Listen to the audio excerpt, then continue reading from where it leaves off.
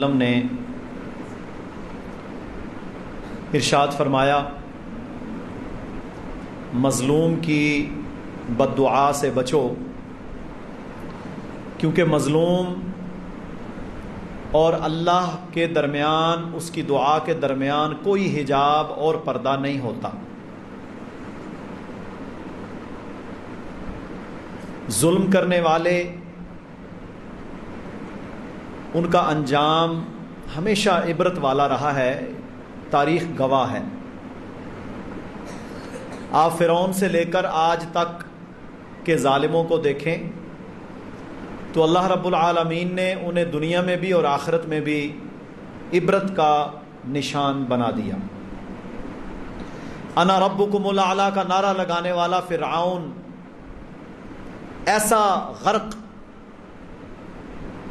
غرق ہوا، اور اس کی لاش آج تک پوری دنیا کے لیے نمونہ ہے کہ یہ ہے وہ شخص وَفِرْعَوْنَ ذِي الْأَوْتَادِ جسے کیلوں میخوں والا کہا جاتا تھا۔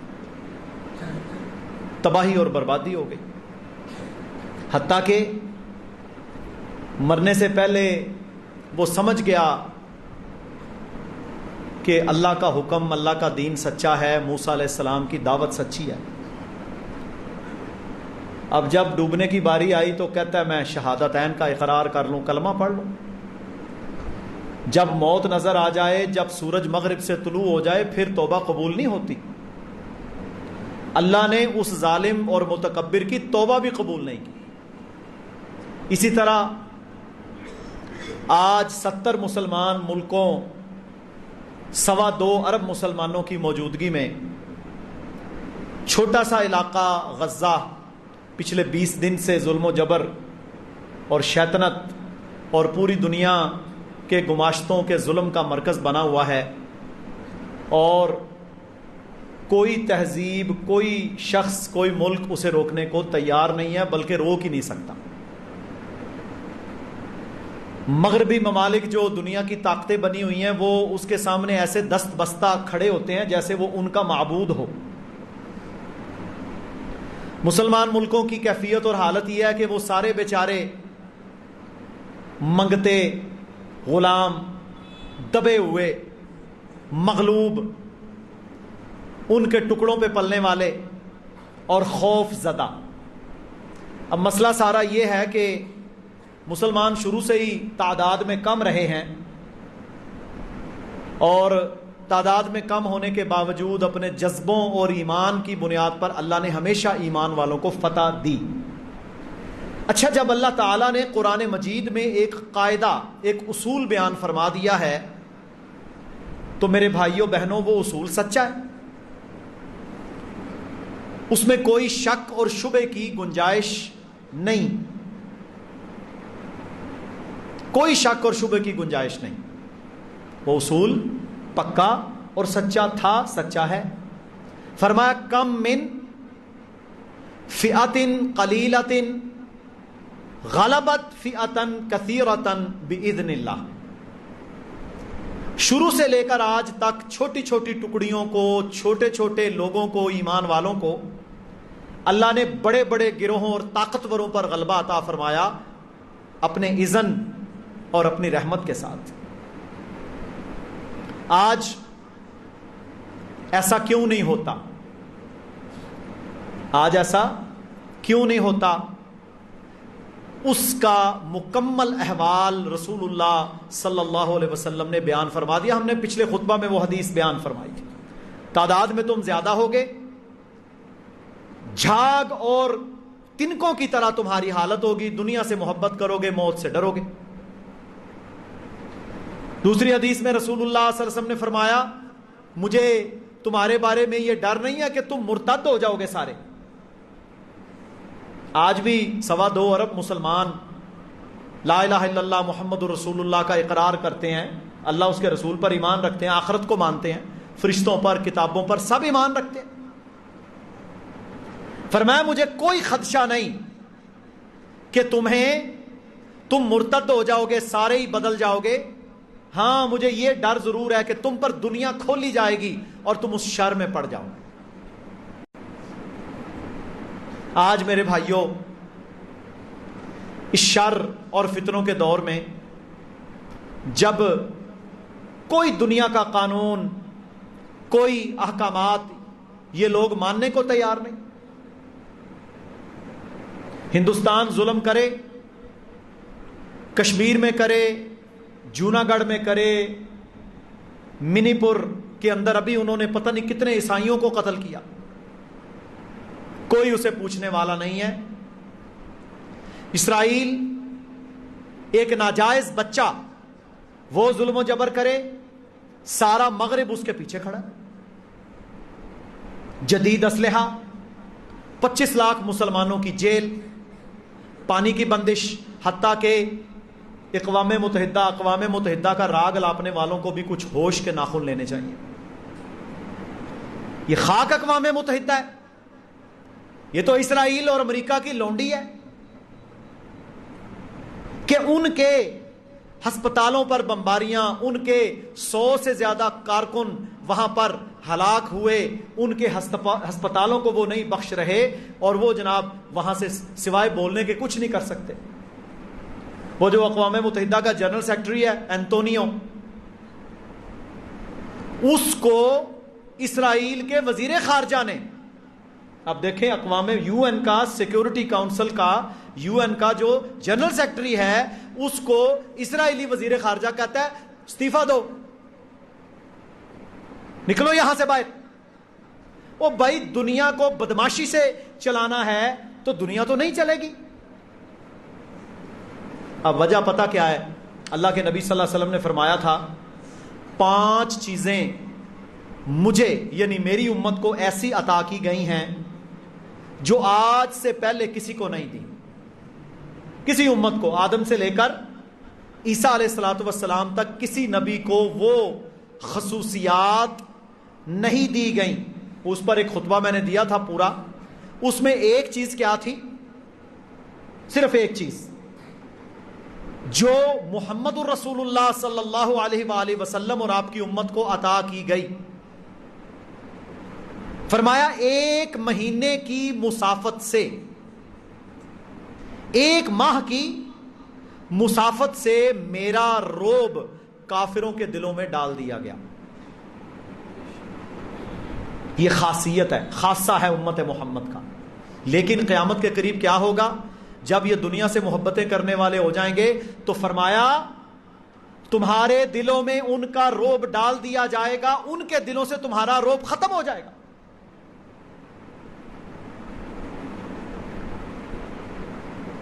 آج اس کیفیت میں امت کھڑی ہے۔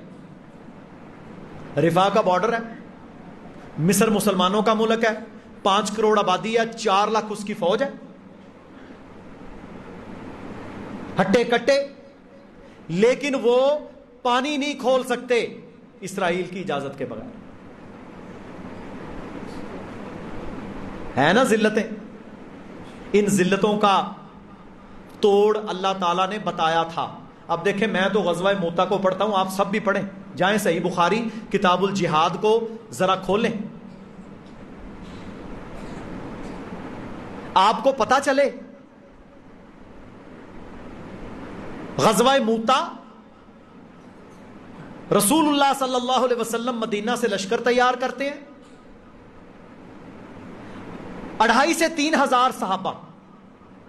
وجہ لشکر تیار کرنے کی یہ ہے کہ عیسائیوں نے دھمکی لگائی ہم مدینہ کی اینٹ سے اینٹ بجا دیں گے، اور ہم لشکر لے کر آ رہے ہیں۔ بعض روایات میں 2.25 لاکھ، بعض میں 2.5 لاکھ، 2.25 لاکھ، تقریباً اتنا لشکر عیسائیوں کا، رومیوں کا، اسلحہ سے لیس، جدید ہتھیار، لشکر لے کر مدینہ پر چڑھائی۔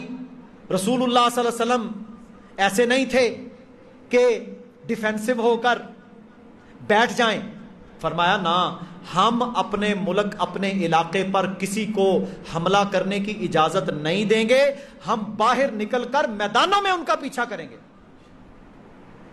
ہم نے اس نبی کا کلمہ پڑھا ہے، آپ صلی اللہ علیہ وسلم نے 3 صحابہ کرام ان کو دستے کا، لشکر کا امیر مقرر کیا۔ حضرت زید ابن حارثہ کو، حضرت جعفر رضی اللہ تعالیٰ عنہ کو، صحابہ کو باقاعدہ لشکر کا امیر مقرر کیا، اور فرمایا اگر یہ تینوں شہید ہو جائیں تو ان کے بعد اپنے مشورے سے کسی کو امیر مقرر کر لینا۔ بھائی 3000 بندوں کا 1 لاکھ یا 1.5 لاکھ بندے سے کوئی مقابلہ ہے؟ اس میں سارے سوالوں کے جواب ہیں، کوئی مقابلہ نہیں۔ لیکن پتا تھا اگر ہم نہ گئے تو یہ مدینہ پر حملہ کریں گے اور ہمارے لیے دفاع کرنا مشکل ہو جائے گا۔ پہلا امیر شہید، دوسرا امیر شہید، اور جن لوگوں کو امیر بنایا آپ صلی اللہ علیہ وسلم کے سب سے چہیتے زید ابن حارثہ، جعفر سگے چچا کے بیٹے زید ابن حارثہ، آپ صلی اللہ علیہ وسلم کو ملے ہوئے غلام، آپ کے ساتھی، ایسے لوگوں کو عبداللہ بن رواحہ، قریب ترین لوگ، میرے بھائیوں مارکا ہوا، گئے، پہلا شہید، دوسرا، تینوں امیر جو اللہ کے نبی نے مقرر کیے تھے شہید ہو جاتے ہیں۔ مسلمان آپس میں مشورہ کرتے ہیں، خالد ابن الولید رضی اللہ تعالی عنہ کو امارت دے دی جاتی ہے جنگ کے دوران۔ اب اللہ کے پیغمبر مدینہ میں موجود، جبریل علیہ السلام لائیو وہاں کے حالات بیان کر رہے ہیں، نہ کوئی کیمرہ نہ کوئی سیٹلائٹ سسٹم، لائیو۔ میرے بھائیوں کیا اللہ کے نبی نے فرمایا؟ مسجد نبوی میں بیٹھے ہیں، فرمایا تینوں میں نے جو امیر مقرر کیے تھے اللہ رب العالمین نے انہیں شہادت عطا فرما دی ہے۔ اب اللہ کی تلواروں میں سے ایک تلوار خالد ابن الولید مسلمانوں کا امیر ہے، دعا کرو اللہ تعالیٰ اس کے ہاتھوں پر مسلمانوں کو فتح عطا کرے۔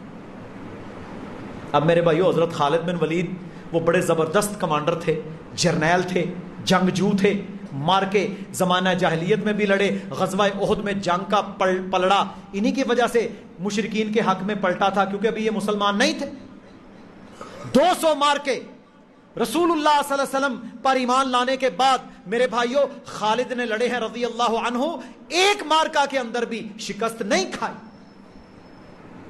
مار تو وہ بھی گئے، قبر میں چلے گئے۔ آج آپ ان کا نام بہادروں میں لیتے ہیں نا، اور میرے بھائیوں جو بہادر ہوتا ہے لوگ اس کا نام 1500 سال کے بعد بھی لیتے ہیں رضی اللہ عنہ، اور جو بے غیرت ہوتا ہے بے غیرت کا نام ہمیشہ بے غیرتوں کی لسٹ میں لکھا جاتا ہے۔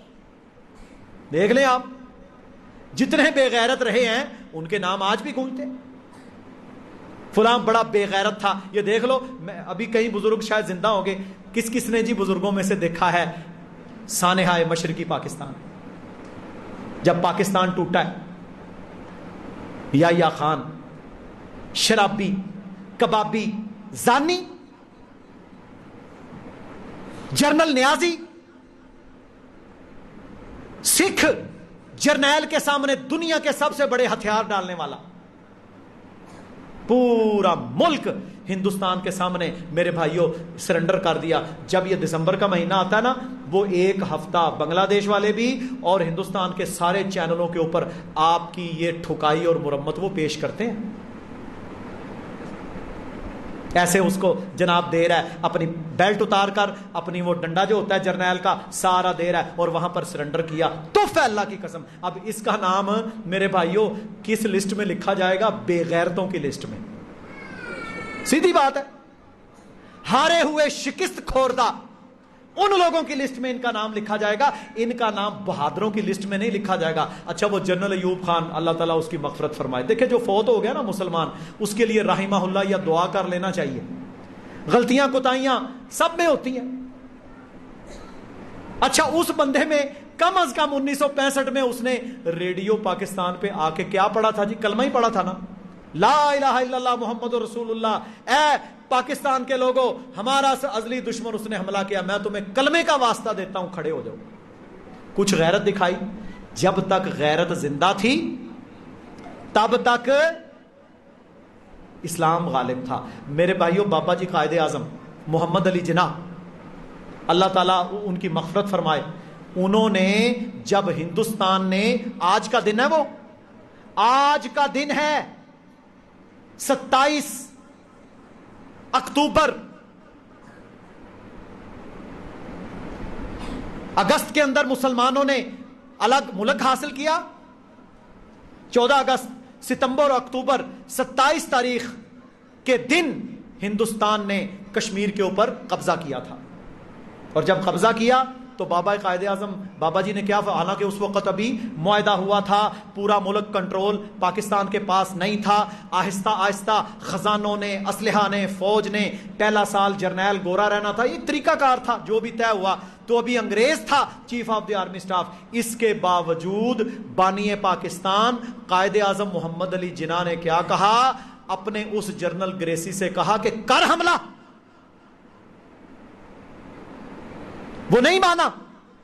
بابا جی نے، میرے بھائیوں، کشمیریوں کو، یہ جو ہمارے پٹھان ہیں، بلوچ ہیں، ان لوگوں کے لشکر دستے ان کو جا جا کر حکم دیے، وہ سارے اکٹھے کیے. آج جو آزاد کشمیر کا حصہ ہے یہ ان لوگوں نے آزاد کروایا. مسئلہ یہ ہے بابا جی کا نام غیرت مندوں میں لکھا گیا. یہ میں بتا رہا ہوں، کل ہم نے بھی مٹی کے نیچے ہونا ہے. آج کے میرے بھائیوں فرعونوں نے بھی مٹیوں کے نیچے ہونا ہے. خالد بن الولید رضی اللہ تعالیٰ عنہ کے پاس جب غزوہ موتا کے اندر تلوار آئی ہے تو حضرت خالد نہ بڑے سمجھدار جرنیل تھے. انہیں پتا تھا 2,500 3,000 بندہ ہے، پیچھے سے کمک آنی کوئی نہیں، لینی دینی ہے کوئی نہیں. انہوں نے کہا بھی بات یہ ہے، ہم ان سب کو مار نہیں سکتے، ہم ان سب کو مار نہیں سکتے، ہم ان سے لڑ کر جیت نہیں سکتے. ایک بندہ 10 بندوں کے ساتھ یا 20 کے ساتھ تو نہیں لڑ سکتا. اسلام نے جو بیان کیا نا ریشو، پہلے کیا تھا؟ فرمایا تمہارا 1 ہوگا 10 پر حاوی ہوگا. شروع میں جب بدر کا مارکا آیا نا تو اللہ نے کہا تمہارا 1 ہوگا تو 10 پر حاوی ہوگا. پھر اللہ نے فرمایا ہاں اگر تمہارا 1 بھی ہو، آج اصول کیا ہے؟ تمہارا 1 بھی ہو تو ان میں سے 2 پر حاوی ہوگا. ڈبل بھی ہو تو کوئی روڑا نہیں. تو میرے بھائیو، خالد بن الولید رضی اللہ تعالیٰ عنہ نے فوری طور پر اپنے سمجھ والے کمانڈروں کو جمع کیا. کہا ہمارے بندے تھوڑے ہیں، 1,000-1,500 کا دستہ ایسا مقرر کرو، چابک دست گھوڑوں پر بیٹھے ہوئے صحابہ کا، جو کریں کیا، 500 بندہ آئے، 500 بندہ دور چلا جائے، پھر دوسری سائیڈ سے ہو کر آئے، پھر یہاں سے ہو کر آئے. یعنی ہر سائیڈ سے اس انداز سے تم نے آنا ہے کہ ان کو ایسے لگے کہ جیسے کمک پہنچنا شروع ہو گئی. یہ کیا تھا؟ جنگی حکمت عملی، وار ٹیکٹکس. بے وقوف اور پاگلوں کا کام نہیں ہوتا یہ. وار ٹیکٹکس کیا کیا کہ میرے بھائیوں اب یہی ہوا، صحابہ جاتے ہیں، 500 کا دستہ وہاں سے دھوڑ اڑاتا ہوا، گرد و غبار سے ہٹے ہوئے اس سائیڈ سے آگے، یہ نکلے وہاں سے آگے. 4 5 10 دفعہ جب اس طرح گھوڑوں کے، میرے بھائیوں، لشکروں کے لشکر وہی لوگ تھے جو گھوم کر آ رہے تھے، آئے تو رومی حواس باختہ ہو گئے. اصل وجہ پتہ کیا تھی؟ اصل وجہ تھی اللہ کی مدد. اصل کیا وجہ تھی؟ اللہ کی مدد. اللہ نے قرآن میں فرمایا اے نبی جب آپ ان کو مارتے ہیں وہ اصل میں اللہ مارتا ہے.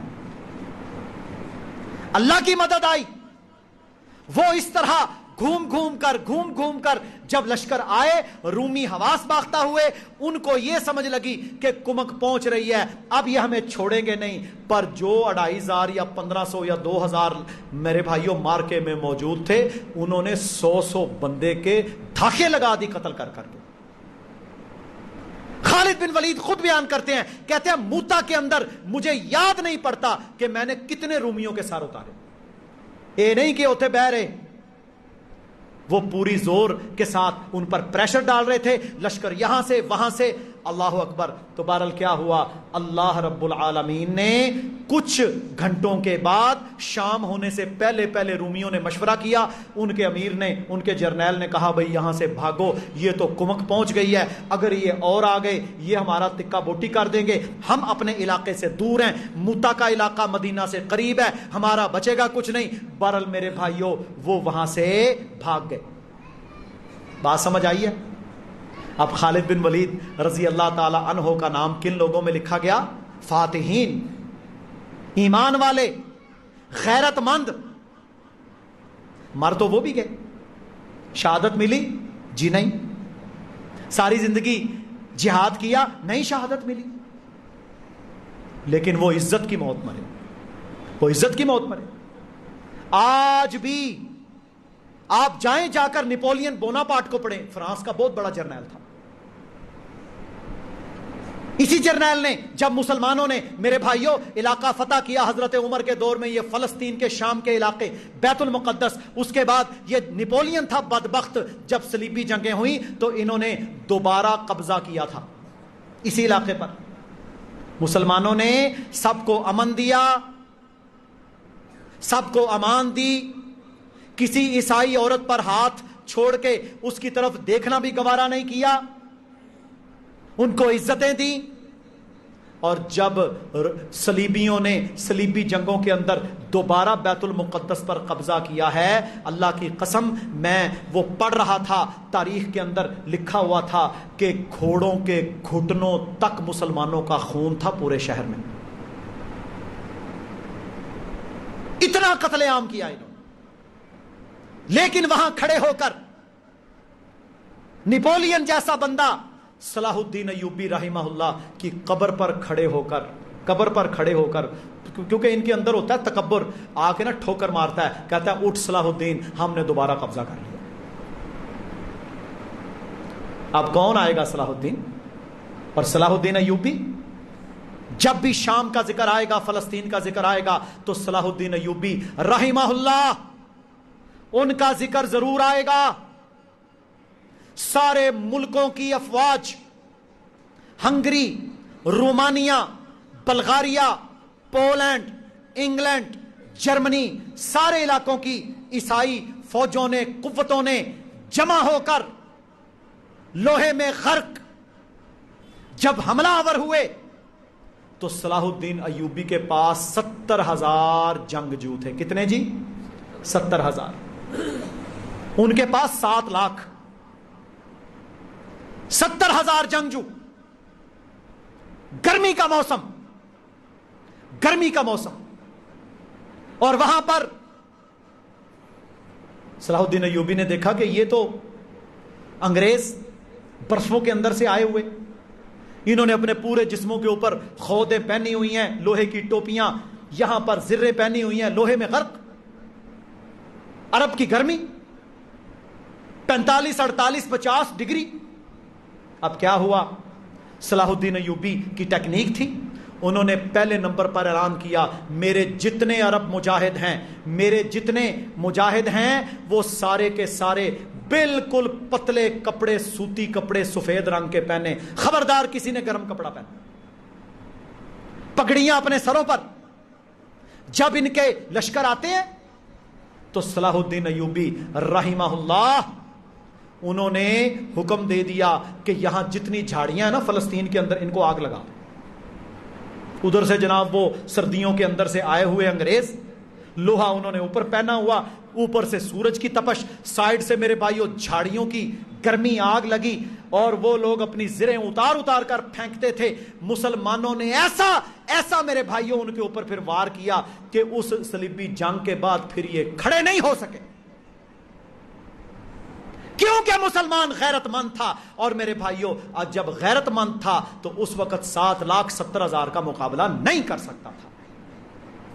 ہتین کا مارکا ہوا, پڑھیں ہتین کی جنگ کو, رونگٹے کھڑے ہو جائیں بندے کے. صلاح الدین ایوبی بیمار ہو گئے, ہیں جی, بیمار ہو گئے.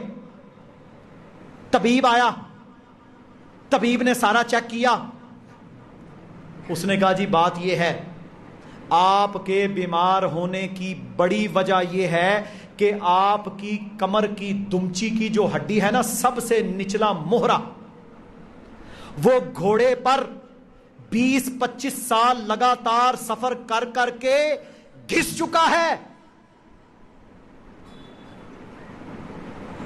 اب نیچے سے حرام مغز کو ٹچ کر رہا ہے. وہ اتنا لمبا عرصہ مارکوں کے اندر صلاح الدین ایوبی رحمت اللہ علیہ نے گزارا کہ وہ گھس چکا تھا. لیکن ایک بات صلاح الدین ایوبی نے اپنے اس طبیب سے کہا ایک بڑی عجیب بات ہے, میں نیچے اترتا ہوں تو تکلیف اتنی کہ میں برداشت نہیں کر سکتا، لیکن جب میں گھوڑے کی پیٹھ پر سوار ہو جاتا ہوں اللہ کی قسم مجھے کوئی درد نہیں ہوتی۔ جہاد میرے بھائیوں یہ تو قیامت تک، اللہ کے نبی نے کیا فرمایا تھا، یہ قیامت تک جاری رہے گا، نہیں کرو گے مار کھاؤ گے، ذلیل ہوگے۔ تو صلاح الدین ایوبی ہی 3 کا مارکا 7 لاکھ کا ایسا بھرکس نکالا میرے محترم بھائیوں، پھر ان میں سے جو بڑے بڑے تھے نا ان کے، ان سب کو میرے بھائیوں قیدی بنایا۔ ان کا بڑا تھا رچرڈ لائن ہارٹ، آپ پڑھیں جا کے ہسٹری آف برٹانیکا کے اندر، رچرڈ لائن ہارٹ بڑے بڑے جرنیل تھے، برطانیہ کا تھا یہ بدماش، اسی طرح اور لوگ تھے، اور یہ سارے میرے بھائیوں اس وقت بھی داڑیاں مونڈنے والے۔ تاریخ کے اندر تو یہاں تک لکھا ہوا ہے کہ صلاح الدین ایوبی کے ننھے منے بچے جب انہوں نے گود میں اٹھائے ہوئے اور مجاہد اللہ کی فضل و کرم سے میدان میں آیا، ان کے سارے جب یہ قیدی بنے ہوئے تھے نا انگریز، تو ان کو بیڑیوں میں جکڑ کر جب دربار میں لایا گیا تو صلاح الدین ایوبی کے چھوٹے بچے ان کے چہرے دیکھ کے ڈر گئے کہ یہ کیسی مخلوق ہے۔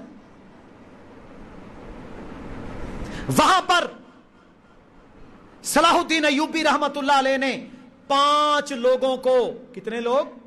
5 لوگوں کو الگ کرنے کا حکم دیا، ان کو الگ کر لیا گیا۔ زبانیں یہاں تک، عرب کی گرمی، پانی مانگ رہے تھے، الگ کرنے کا حکم دیا، تلوار پکڑی، اور پتہ کیا فرمایا؟ فرمایا یہ وہ 5 شیطان ہیں جو میرے نبی محمد الرسول اللہ صلی اللہ علیہ وآلہ وسلم کے بارے میں بکواس کرتے تھے۔ سویڈن کے اندر قرآن، امریکہ کے اندر قرآن پر کیس۔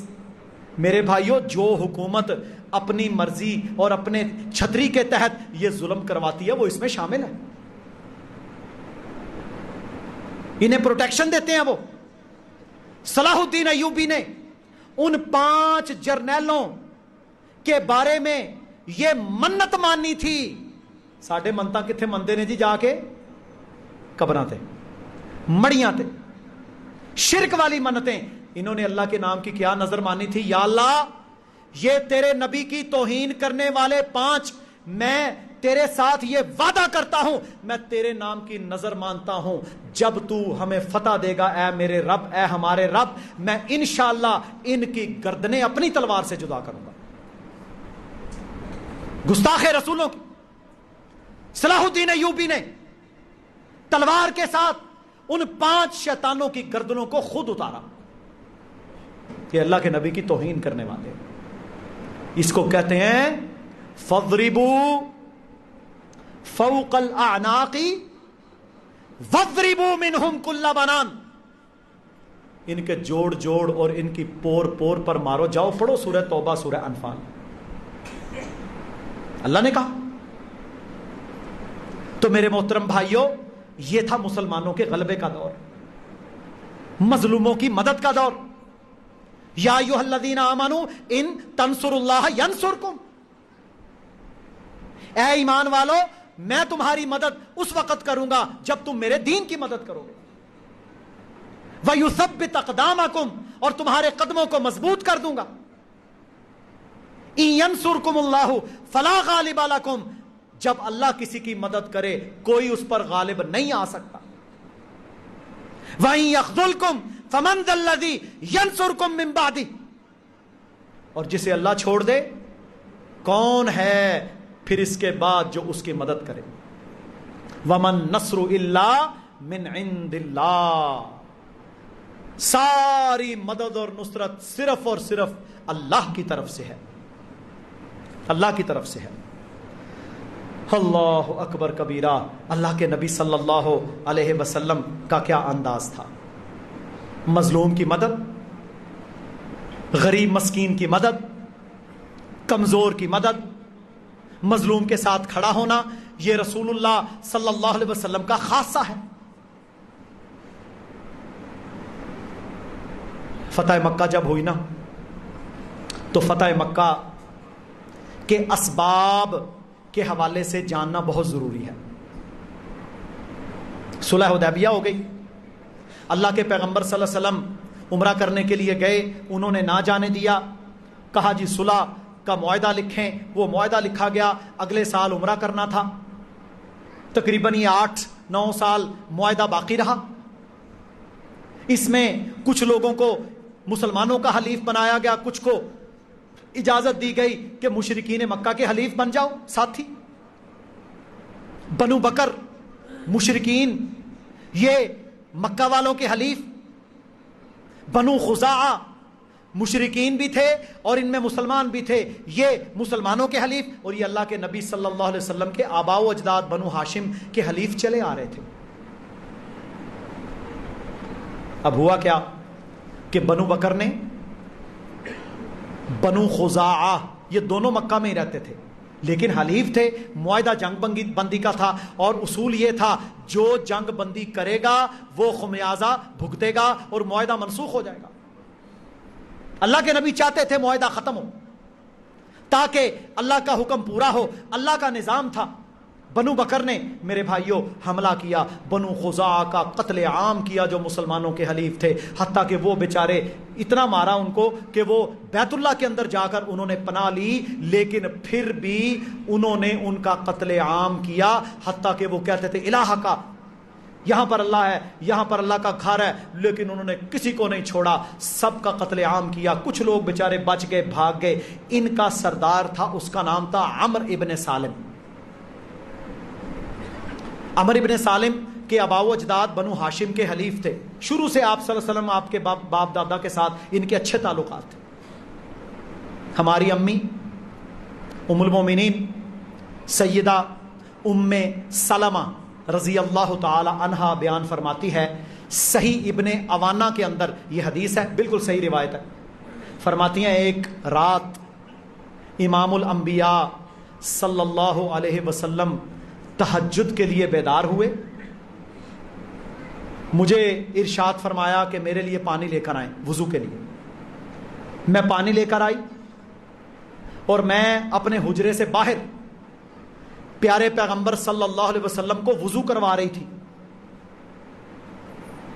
کہ یہ سحری کا وقت کہ دور سے ایک شخص گھوڑے کے اوپر آ رہا ہے، جب قریب آیا تو رونے کی آواز آ رہی ہے۔ وہ عربی نہ وین کرتے تھے، بین کرتا ہوا آ رہا ہے، سارا جو اس کا قبیلہ مار دیا انہوں نے، بچے عورتیں سب کچھ بین کرتا ہوا آ رہا ہے، اے محمد صلی اللہ علیہ وسلم، ہمارا اور آپ کا پرانا حلف ہے، حلف ابینا و ابیہ الاطلدہ، آپ ہماری مدد کریں، ہمارے اوپر بنو بکر نے بڑا ظلم کیا ہے۔ وہ نا یہ نعت شاعری کی شکل میں پڑھتا ہوا آ رہا تھا، رجز، روتا جا رہا ہے عمرو ابن سالم۔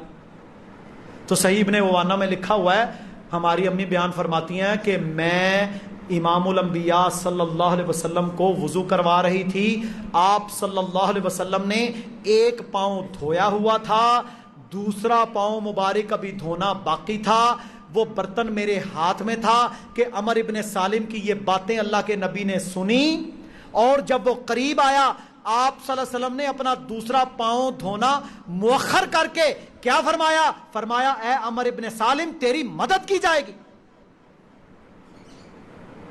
پریشان نہیں ہونا۔ مذمت ہم دیکھ رہے ہیں، او آئی سی کی مذمت، عرب لیگ کی مذمت، یو این او کی مذمت سن سن کر کان پک گئے۔ آج تو غزہ کے مسلمانوں نے، غزہ کی، کل میں نا عربی کے اندر وہ جملہ پڑھ رہا تھا، پھر انگلش میں بھی لکھا، پتہ کیا لکھا ہوا تھا انہوں نے وہ سپرے کے ساتھ؟ کہتا ہے وی ڈونٹ نیڈ کنڈیمنیشن، ہمیں مذمت نہیں چاہیے، وی نیڈ ایکشن، ہمیں ایکشن چاہیے۔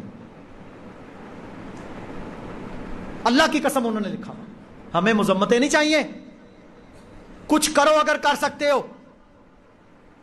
اللہ کے نبی نے مذمت کی کہ جی میں مذمت کرتا ہوں، بڑی زیادتی ہوئی ہے تمہارے ساتھ۔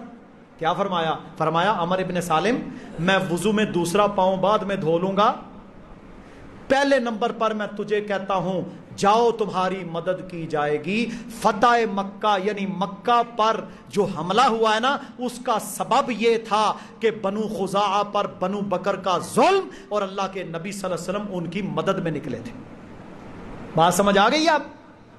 اچھا جی, فجر کی نماز ہوئی ہے, اللہ کے نبی صلی اللہ علیہ وسلم نے کوئی نہیں لمبا ٹائم لگایا, فجر کے وقت اعلان ہوا ہے لشکر تیار کرو, کوئی اپنے گھروں میں نہیں جائے گا, لشکر تیار کرو. کہا جی ہوا کیا ہے؟ میں بتاؤں گا, کیونکہ اللہ کے نبی صلی اللہ علیہ وسلم جنگی حکمت عملی جانتے تھے, سیکرٹ رکھنا تھا اسے. آپ صلی اللہ علیہ وسلم نے سارا لشکر تیار کیا. اسی دن میرے بھائیوں مکہ سے اپوزٹ ڈائریکشن پر لشکر کو چلا دیا, 10,000 کا لشکر مکہ سے اپوزٹ سائڈ پہ, تاکہ ان کو خبر نہ ہو. اچھا میرے بھائیوں اس میں کیا تھا, دن کے وقت کچھ واقعات پیش آئے. کیا واقعات پیش آئے؟ یہ عمر ابن سالم تو کیا کہ بیچارہ وہاں بیٹھ گیا, صبح چڑھتی گئی, اس کے پیچھے پیچھے ابو سفیان بھی پہنچ گیا رضی اللہ عنہ, بھی وہ مسلمان نہیں ہوئے تھے. ابو سفیان آئے مدینہ منورہ کے اندر, آپ صلی اللہ علیہ وسلم کی زوجہ ام حبیبہ ان کی بیٹی, سب تو پہلا بندہ اپنی دھی دے گھر جاندا ہے, اپنی بیٹی کے گھر گئے. ام حبیبہ امی جان رضی اللہ تعالی عنہا کا والد مشرک تھا. انہوں نے جب ابا جی اپنے باپ کو دیکھا نا کہ وہ اندر آ رہے ہیں, فوری طور پر اللہ کے پیغمبر کا بستر لپیٹ کے سائڈ پہ کر لیا. پیو دا بھی لحاظ نہیں کیتا. او جی ساڈی برادری نہیں منتی ڈاکٹر صاحب, باقی تو ٹھیک ہے, برادری نہیں مانتی تیری, دین کٹتا ہے کٹ جائے پر تیری برادری کی ناک نیچے نہ جائے. اور یہی برادری کے پیچھے تو ابو جہل مرا ہے. ابو جہل کو پتا کس نے قتل کیا تھا, یہ گردن اس کی کس نے کاٹی تھی؟ عبداللہ بن مسعود نے, کمیاں دا منڈا سی رضی اللہ عنہ, ساری دنیا کے چودھری. میرے بھائیو حضرت عبداللہ بن مسعود کی جوتے کی خاک کے برابر بھی نہیں ہے, مقام ہے نا اللہ کے نزدیک. کمیاں دا منڈا عبداللہ ابن مسعود رضی اللہ تعالیٰ عنہ جب ابو جہل کے سینے پر چڑھے ہیں مارکہ بدر کے اندر, جب اس کی گردن کاٹی نا, آخری لفظ پتا کیا زبان سے کہندا, کاش مجھے کوئی خاندانی بندہ مارتا. تف ہے اللہ کی قسم تکبر پر, کہندا کاش مجھے کوئی قریشی مارتا, ایسا ظالم تھا. لیکن جہنم میں جلے گا ہمیشہ کے لیے. اور عبداللہ بن مسعود نا بیچارے بڑے پتلے سے تھے. اللہ کے نبی نے فرمایا جس نے دین کا علم سیکھنا ہے میرے صحابی عبداللہ سے سیکھے. چھوٹی بریک پنڈلیاں کمزور سے. ایک بندے نے نا مذاق اڑایا ان کا, عبداللہ دی بھی کوئی پنڈلیاں نے. فرمایا اللہ کی قسم ساری دنیا کے اعمال سے زیادہ عبداللہ کی پنڈلیاں وزنی ہیں. یہاں ایمان چلتا ہے, عمل چلتا ہے, یہاں برادریاں نہیں چلتی. فوری طور پر حضرت ام حبیبہ نے, میرے بھائیوں سردار باپ قریشی, فوری طور پر بستر. کہا بیٹا کیا ہوا؟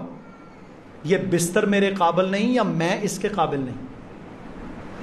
فرمایا ابا جان آپ مشرک ہیں, یہ سید الانبیاء کا بستر ہے, یہ امام کائنات کا بستر, اس پر آپ نہیں بیٹھ سکتے, یہ اللہ کے نبی کا بستر ہے. فرمایا یہ مسئلہ بنا, میں کچھ نہیں کر سکتی, میرے نبی نے جو فرما دیا ہے وہ ہوگا. تو میری دھی ہے جی, میں آپ کی بیٹی ہوں, لیکن اللہ کے نبی کی بات سب سے اونچی ہے. ابو بکر کے پاس گئے رضی اللہ عنہ, حضرت عمر کے پاس گئے, حضرت عثمان کے پاس گئے, حضرت علی کے پاس گئے. چاروں نے کہا پہلے تو اللہ کے نبی کے پاس گیا نا, معاف کر دو جی, معاف کر دو, غلطی ہو گئی, ایک بڑے ظالم نے انہوں نے اس طرح کیتا. فرمایا نہیں, تمہارے وہ حلیف ہیں, انہوں نے مکہ کے اندر بنو خزاعہ کے سینکڑوں لوگوں کو شہید کر دیا, تم روک نہیں سکے. اب معاہدہ ختم, مسلمان طاقت میں تھے, اللہ کے نبی تیاری کر چکے تھے. مقصد اس معاہدے کا ٹائم لینا تھا, اپنی تیاری اور طاقت اور قوت کو تیار کرنا تھا.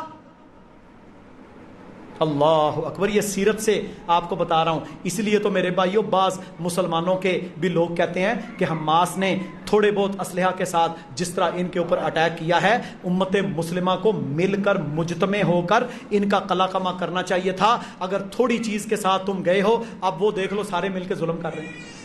تو یہ ایک حکمت عملی کے تحت ہونا چاہیے. بہرحال اللہ کے نبی صلی اللہ علیہ وسلم نے نہ کر دی, چاروں خلفاء کے پاس گیا.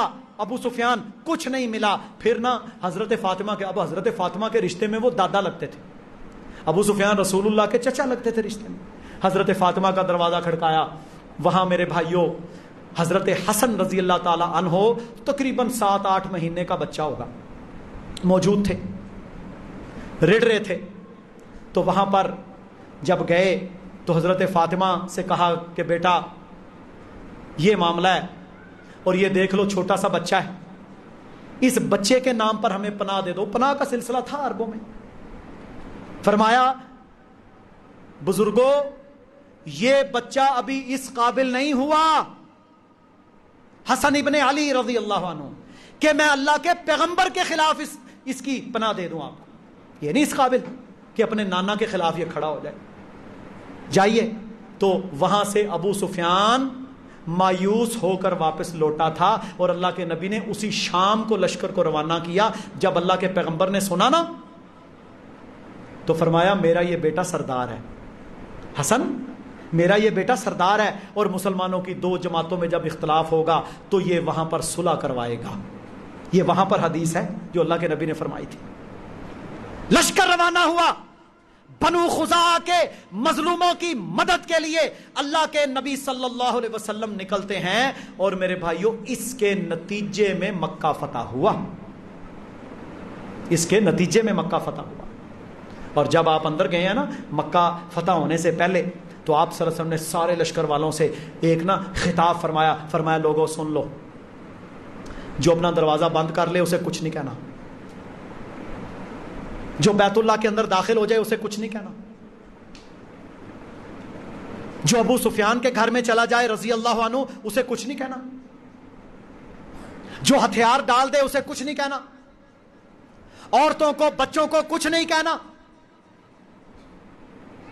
اسلام ظلم نہیں ہے، اسلام تکبر کا خاتمہ ہے، کفر کا خاتمہ ہے، ظلم نہیں ہے،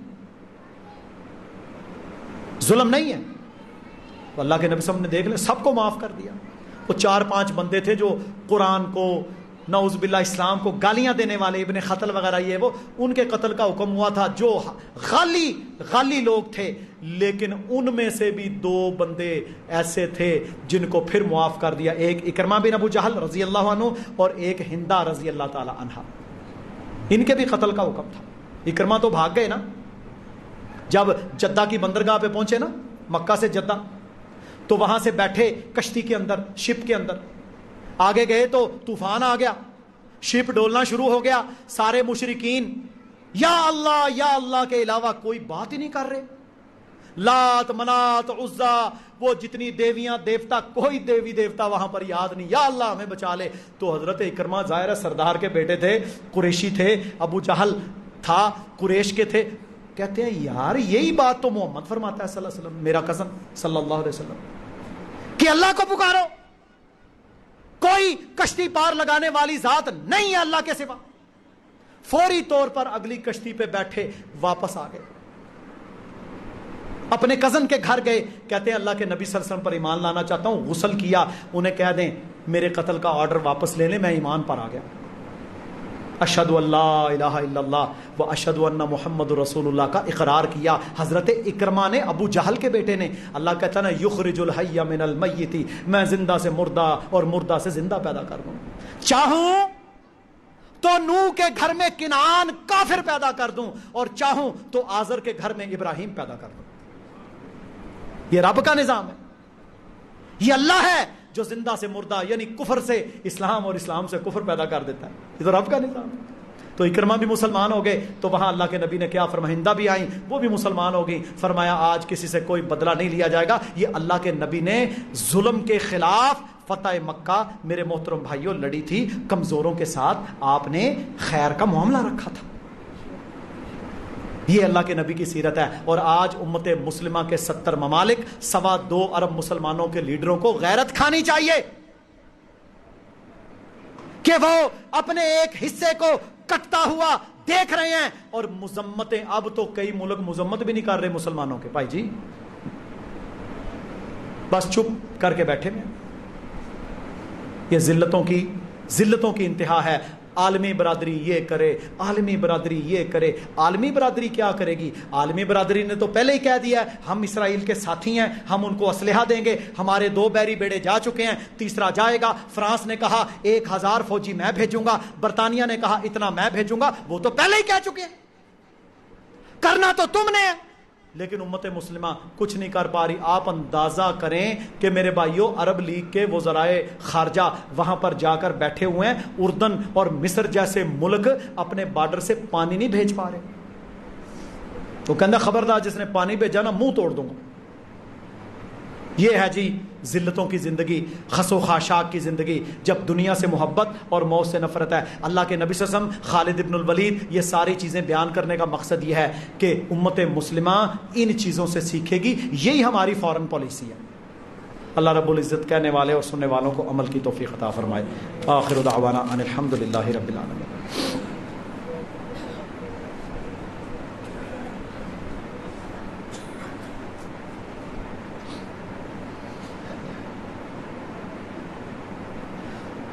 ان الحمد للہ نحمده ونستعینه ونستغفره ونعوذ باللہ من شرور انفسنا ومن سیئات اعمالنا من يهده اللہ فلا مضل له ومن يضلل فلا هادی له اشهد ان لا الہ الا اللہ وحدہ لا شریک له واشهد ان محمدا عبده ورسوله اما بعد فان اصدق الحدیث کتاب اللہ وخیر الهدی هدی محمد صلی اللہ علیہ وسلم وشر الامور محدثاتها وكل محدثة بدعة وكل بدعة ضلالة وكل ضلالة في النار۔ مظلوم کی مدد اللہ کے نبی صلی اللہ علیہ وسلم نے تو پورا لشکر ہی روانہ کر دیا۔ سیدنا ابو بکر الصدیق رضی اللہ تعالی عنہ نے اپنی دولت کا 90% سے زائد حصہ، اور بہت مالدار مکہ کے تاجر تھے، وہ پتہ ہے کہاں خرچ کیا؟ مظلوم مسلمانوں کو غلامی سے آزاد کروانے کے لیے۔ سیدنا ابو بکر رضی اللہ عنہ نے سیدنا بلال رضی اللہ تعالی عنہ کو آزاد کروانے کے لیے ڈبل قیمت ادا کی، اور کتنے صحابہ صحابیات کو آزادیاں دلوائیں اپنا مال دے کر۔ اور جب اللہ کے پیغمبر صلی اللہ علیہ وسلم ہجرت سے کچھ دن قبل آپ سے گویا ہوئے تو حضرت ابو بکر نے وہ بات کی، فرمایا یا رسول اللہ صلی اللہ علیہ وسلم آپ میرے مال میں اس طرح تصرف کریں، اسے دین کے لیے استعمال کریں جس طرح آپ کا اپنا مال ہے۔ میں نہیں بولوں گا، حتیٰ کہ ابھی ابو قحافہ، آپ کے والد محترم ابو قحافہ رضی اللہ تعالی عنہ بہت بزرگ تھے، یہ فتح مکہ والے دن مسلمان ہوئے۔ حضرت ابو بکر نے کہا جی میرے ابا جی بھی مسلمان ہونا چاہتے ہیں۔ فرمایا چچا جان، ظاہر ہے آپ صلی اللہ علیہ وسلم کے دوست کے والد تھے، آپ بھی کلمہ پڑھیں۔ تو حضرت ابو بکر کے والد محترم ابو قحافہ رضی اللہ تعالی عنہ فتح مکہ کے دن مسلمان ہوئے۔ تو جب ہجرت ہوئی ہے نا تو وہ ظاہر ہے پیو دا مال ہوتا ہے، تو کہتے ہیں سارا مال تو ساتھ لے کے جا رہا ہے، کچھ مال چھوڑ بھی دے۔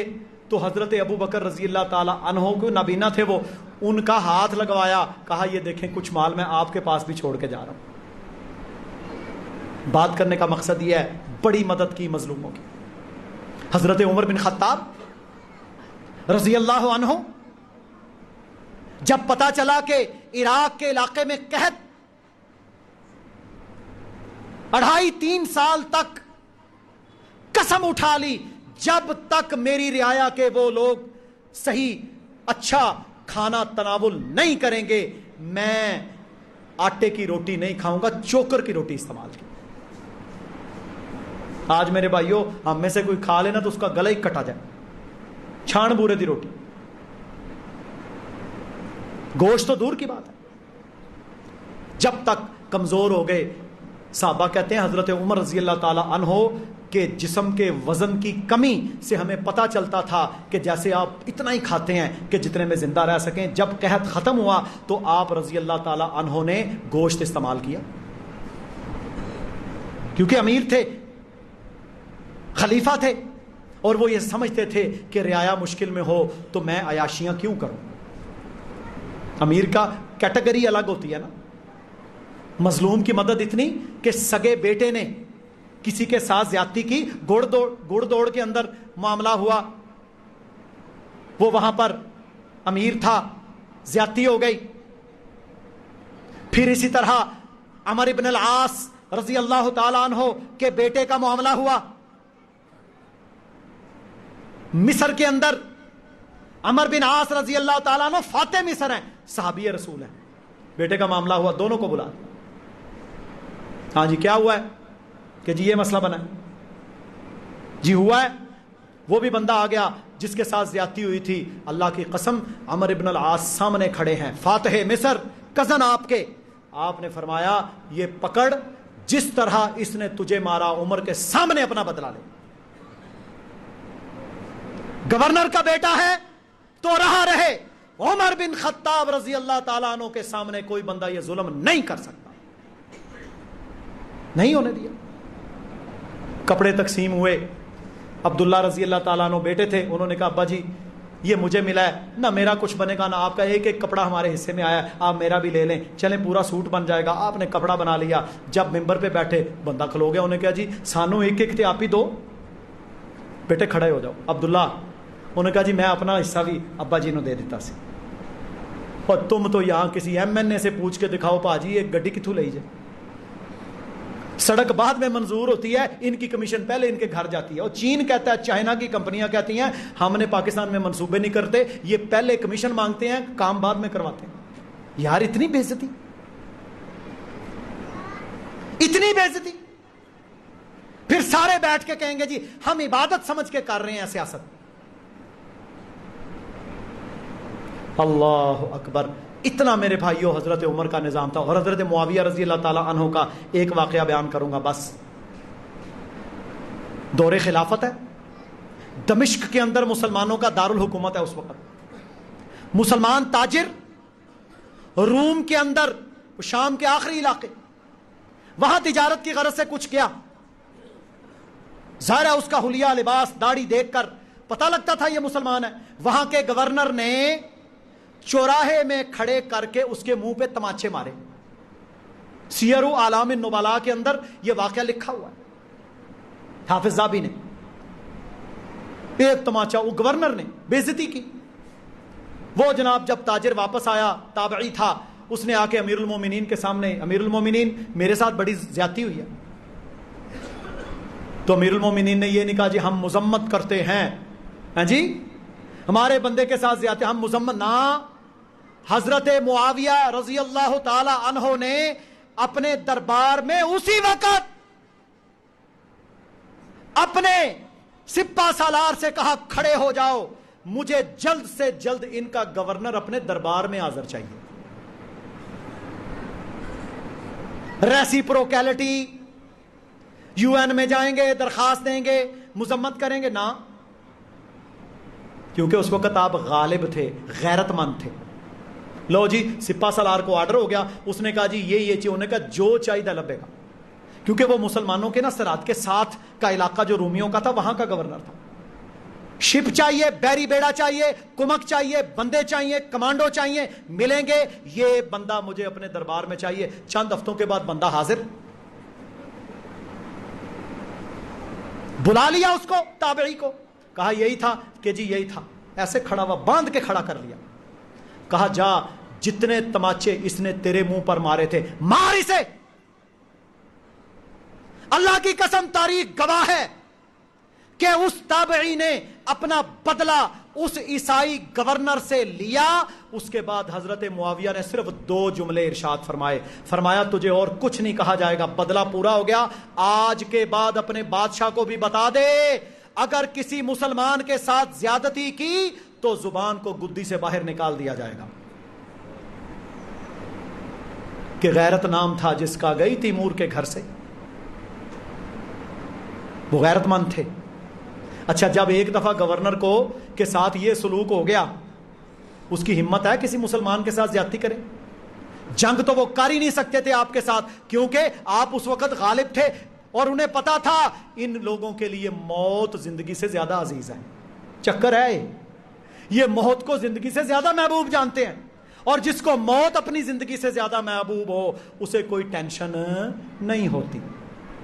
یہ ہے میرے بھائیوں آج کے دور میں ساری بیماریوں کا حل.